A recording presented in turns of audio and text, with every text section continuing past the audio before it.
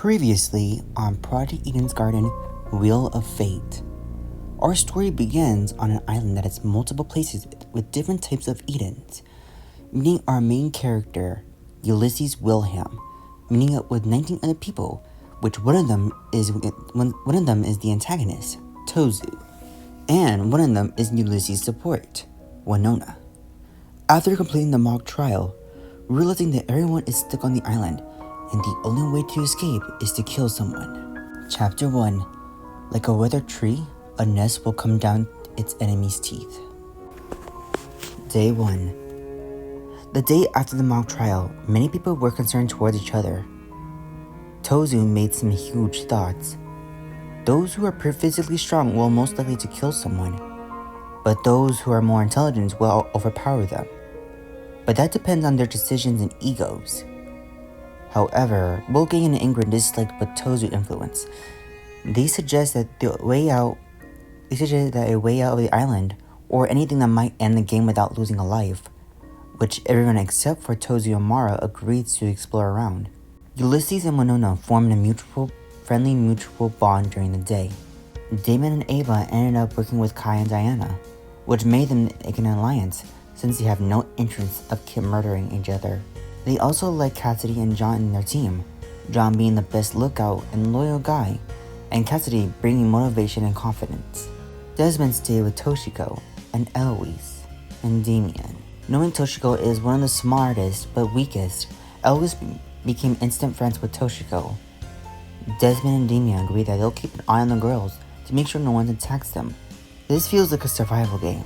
Jet and Mark stayed with Ingrid, who helped Kara in getting information. Every day, every 6 days, the water sprinklers will go about 2 hours, a hidden supply closet, and extra first aid equipment. But the glass domes aren't that stable enough to withstand thunderstorms.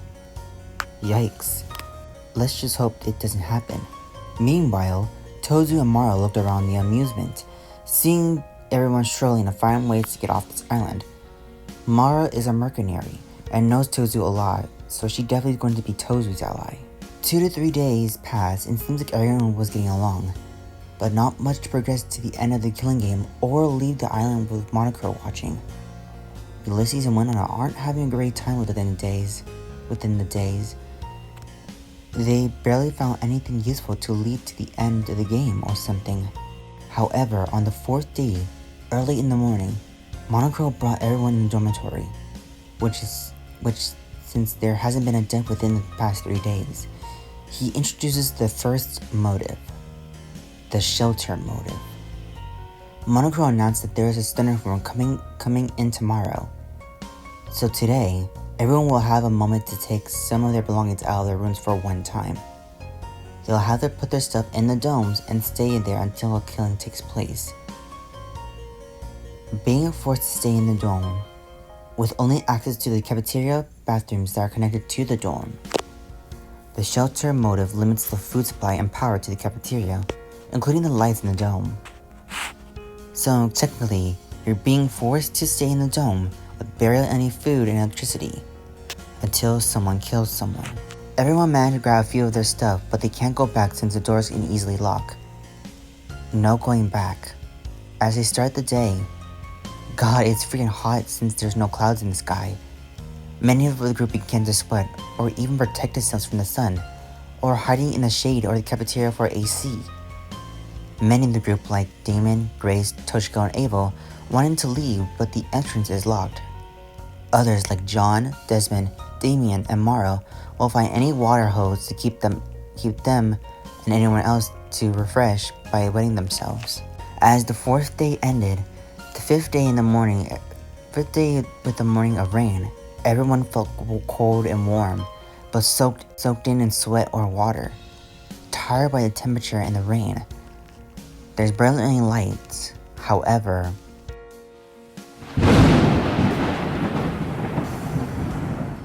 lightning strikes on one of the dome glasses and shatters on the ground. Large shards on the ground. Thankfully, no one was hurt, but everyone had to stay away in the cafeteria until the storm passes. It was a long day. On the 6th day, cloud skies, the rain stops. John, Chet, Ingrid, Damien, Grace, and Cassidy use gloves and jackets to take away the shards, but the more they try to move them, the more the glass shards break. I guess they have to leave it, and everyone agrees to stay away from them. During the evening, the water sprinklers were turned on to water the plants and flowers. Once those 2 hours ended, Toshiko, Eloise, Damien, and Desmond were planning to move the smaller shards since they asked the group. However, they met something. The body of John DeLarmer, the ultimate ship captain, dead on top of the shards. Bruises and a twisted ankle. His necklace was gone, even some broken plastic pieces in his chest. Everyone immediately came in to see John dead. Monaco announced the investigation. Without a word, everyone immediately started to investigate the crime scene. Some of them mourned John's death. Some of them didn't care. But exactly, everyone wants to know, who did it? When the trial began, there was a lot of issues and speculations, which ends up having 4 prime suspects: Kara, Ingrid, Mark, and Jet. Why? Because they're the only ones who knew about the sprinkler systems and the others don't. Now, I know this is a stupid question, but pause and think, who killed John? I'll give you 10 seconds to think and give your final guess.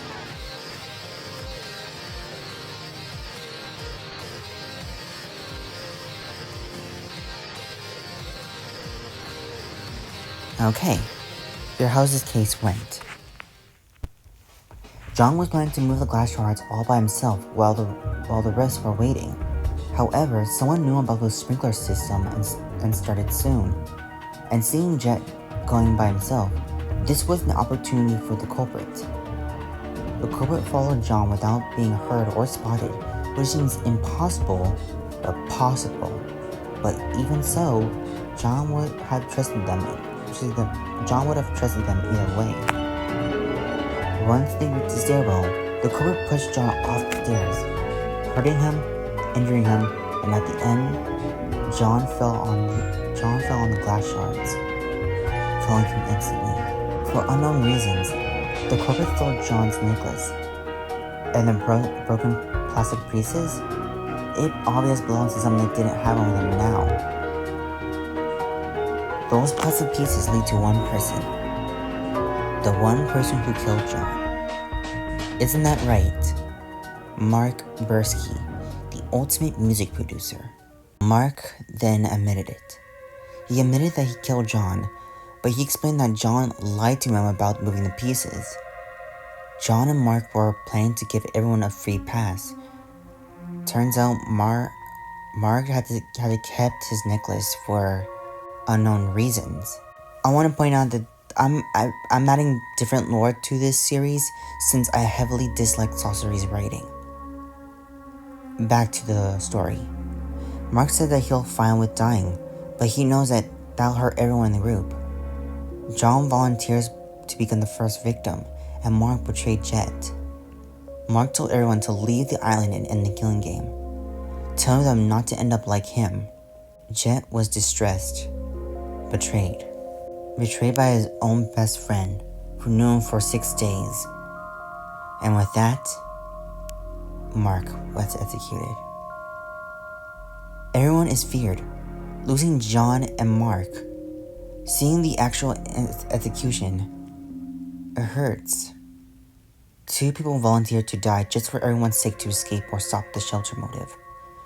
But one thing for sure, for John's and Mark's sake, they have to work together and end the game. And with that, 18 out of 20 people remain. This concludes Chapter 1. To be continued.